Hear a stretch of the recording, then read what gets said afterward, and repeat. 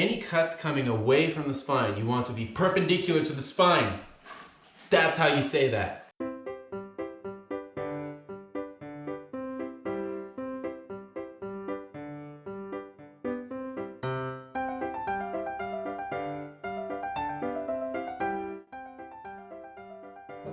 So anytime you're doing chops, those are cuts away from the spine. You want them to radiate out from it, exactly perpendicular to it, regardless of what the ribs are doing. So you frequently have to navigate the ribs and even push them over, which is going to give us chops possessed by equidistance.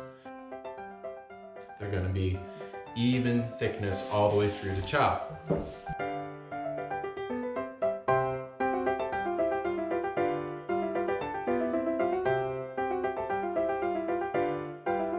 Now we can go through with this and create some lovely Bramley chops or saddle chops. And again, we're going to use these discs as our guides, like that.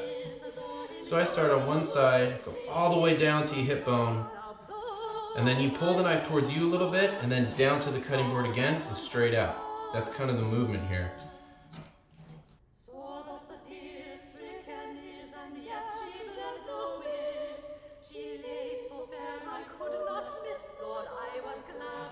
That's the idea. And then we'll do the same thing on this side. It's a very geometric thing. Kind of takes a little bit of three-dimensional imagination as you're cutting. We'll see how good mine is. When you're doing little tight work like this, use the heel of the cleaver to be the first point of contact with the bone. You always want to aim with the heel. Because it's a heavy cleaver, I can just drop it. I don't have to power it down, and I won't miss. As he misses. There we go. Just drop it. Beauty. Look at that. I've always thought that lamb loin chops were too small, so I like to leave them doubled up like this as saddle chops.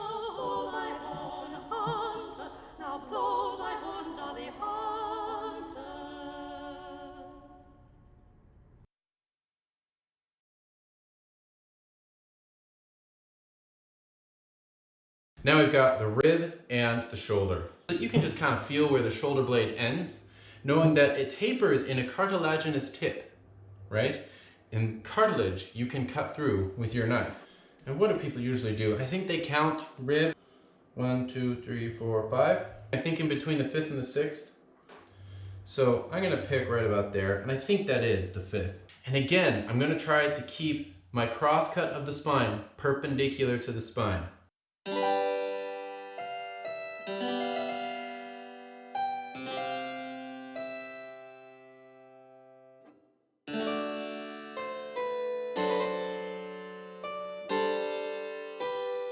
Now I can come in with the cleaver, aim with the heel, there we go. Rib, shoulder. Now, one of my favorite things to do is to leave the rib just like this. I might French it a little bit on the tips just for prettiness, but to leave it whole like this because, let's face it, a lamb is a little animal and large cuts suit it very well. Especially when you're feeding a family of 8. So I would just French it down here and leave this like a lovely rib roast. But we'll turn it into chops for, you know, because chops are nice.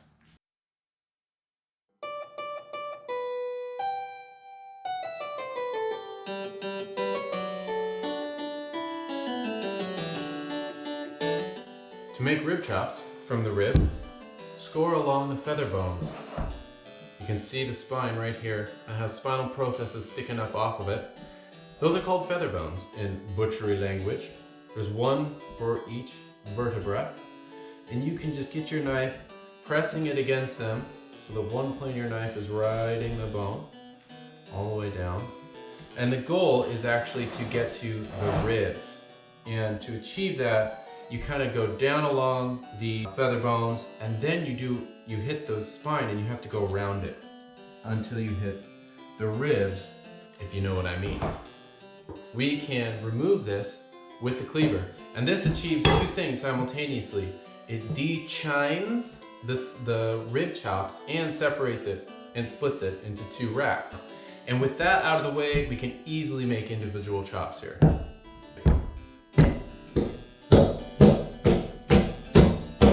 Again, with the heel of the cleaver, all the way down.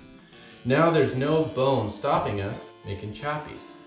And I like to start on the shoulder end here. And if you start on this side, it's going to be the thinnest chop, which is fine. They're gonna change thickness all the way down the rack, no problem. And we just continue down the line. Right now, I'm already anticipating the fact that the ribs are leaning. And the way you deal with that is, again, you have to keep your cut perpendicular to where the spine was. And to do that, I can't just follow that lean of the ribs, right? That will wind up with chops that are thin down here and thick up top. So, I start at the bottom of one rib and I put my knife at the top of the next, so that it passes through the ribs like this. If the ribs are leaning, my knife is straight. Top of this one, bottom of the next. And that way, we take crooked paths and we make them straight. We make it all perpendicular to the spine. Wink. And then we get these little lean rib chops.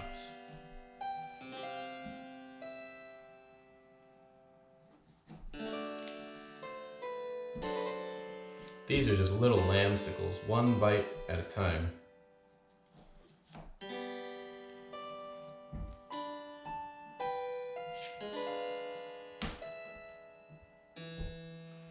Lamb chops.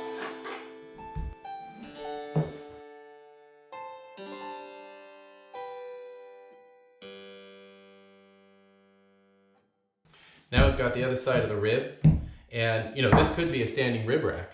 In fact, if this were going to my kitchen, that's probably what it would be. We'll follow the same manner of removing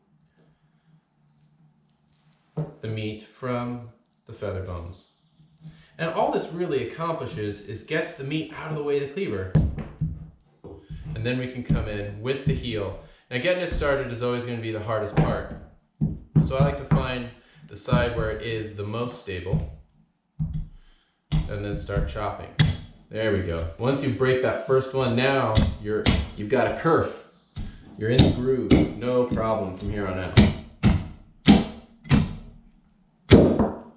Go. So we'll get rid of that extra feather bone.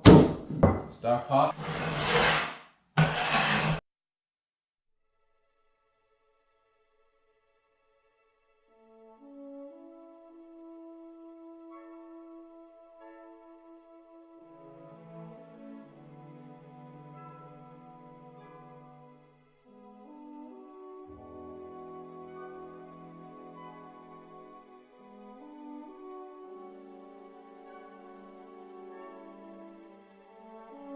The idea with a French rib roast is to make it effortlessly cookable and effortlessly carvable. The French rib roast is all about only the tenderest meat remaining. If you want a French rack ribs, you need to score the rib bones.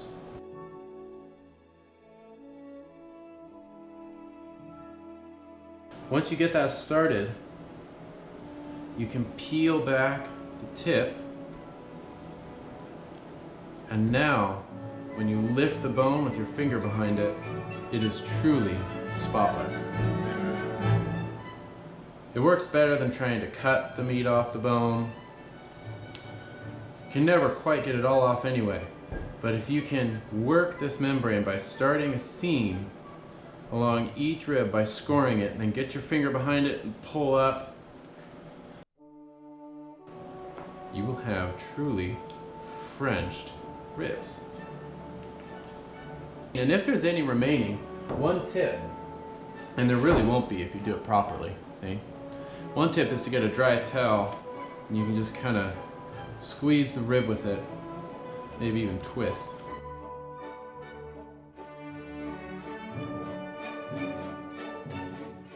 Now with the ribs exposed, the Frenching is not yet done. And so you end up removing even the fell, which is the skin on the outside of the meat. You can get under there and pull it off.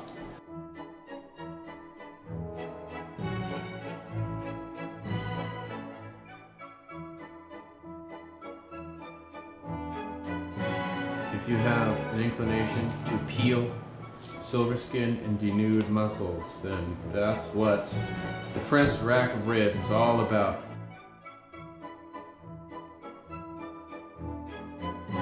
It will even take off the sheen bone. Cut it all the way down to the rib down there. And you can try it with the cleaver. The key is to get it started. That's the only hard part. Once it's started, again with the heel.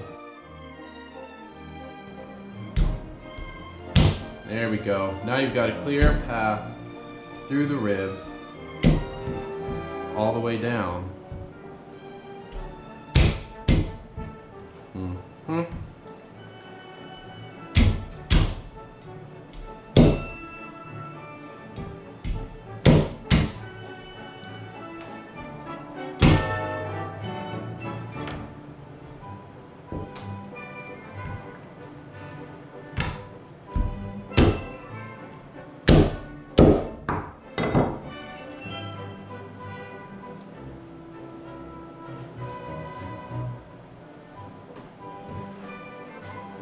Now, if we were going to be real purists, we would remove all of this as well, leaving only the loin.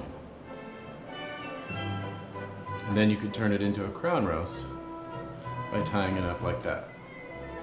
Little single serving Frenched rack of ribs. All right, the shoulder. The shoulder is tough, and we're gonna braise this. Now you could just take the saw and go right down the middle here, but again, sawing on the table, a tiny little cut like this is a tactile frustration. It's ergonomically annoying, is what it is. And so we're going to avoid that step by using our knife. This is a great technique. You can see how the ribs kind of make this big U trough shape, and then they're connected to the feather bones and the spine that goes out that way. We're actually just gonna bone out the whole thing. And in the process, that will do two things. It will give us semi-boneless shoulders, and it'll give us two of them. It'll split it in half.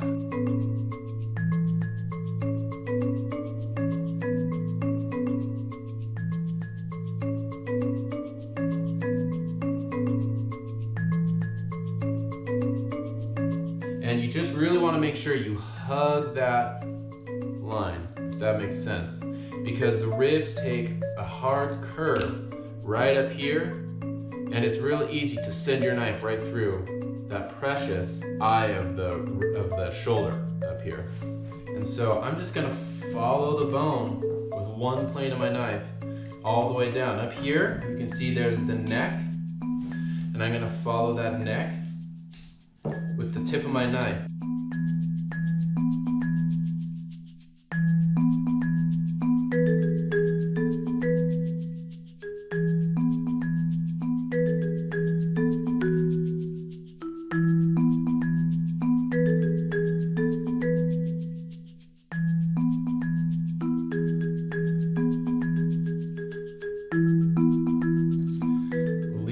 Whack on the other side for now. There.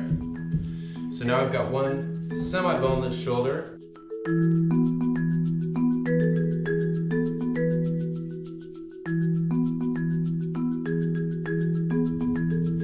And this really is just for prettiness. This is just to tie up flaps.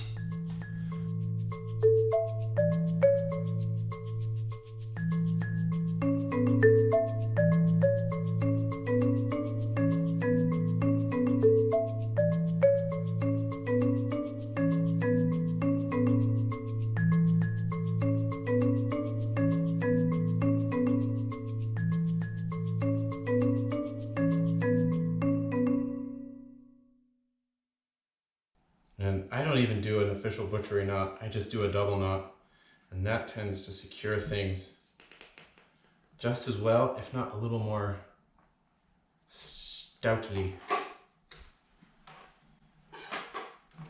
Semi-boneless shoulder of lamb, and what it still has in it is the shoulder blade and the arm bone. Now we'll just repeat the process over here.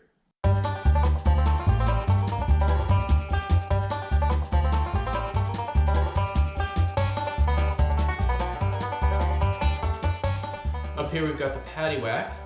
You don't necessarily have to remove this from the shoulder, especially since you are going to cook the shoulder low and slow anyway. You might melt it to a degree of being chewable, but at the very least it will enrich the stock, and so I'll definitely put it in there.